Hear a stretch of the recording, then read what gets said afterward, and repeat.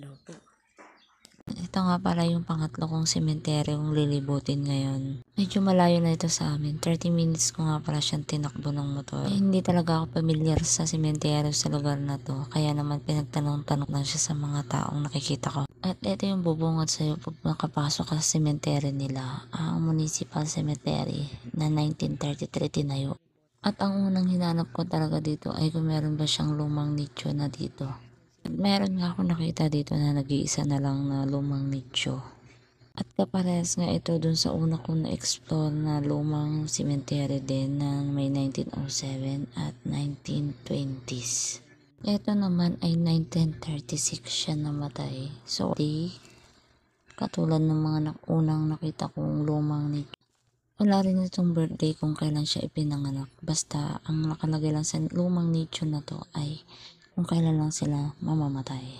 At nag-iisa na lang itong nakita ko dito dahil inikot ko tong buong sementeryo nila ay wala na siyang katulad. Ang ganda naman dito sa sementeryo nila guys ay pwede mo siyang maikot-ikot.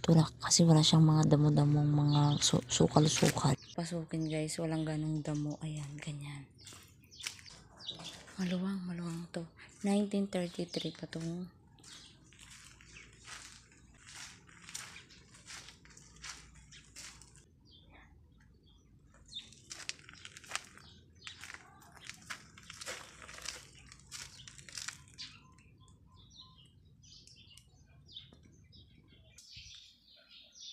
ayan yung labas guys. Dito ko pinark yung motor. So tara, pasukin natin dun oh.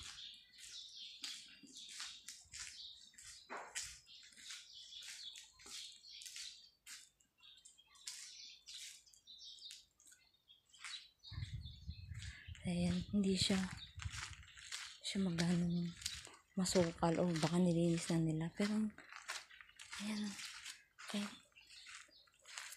Pwedeng pumasok doon. Diyan. Tingnan natin dito.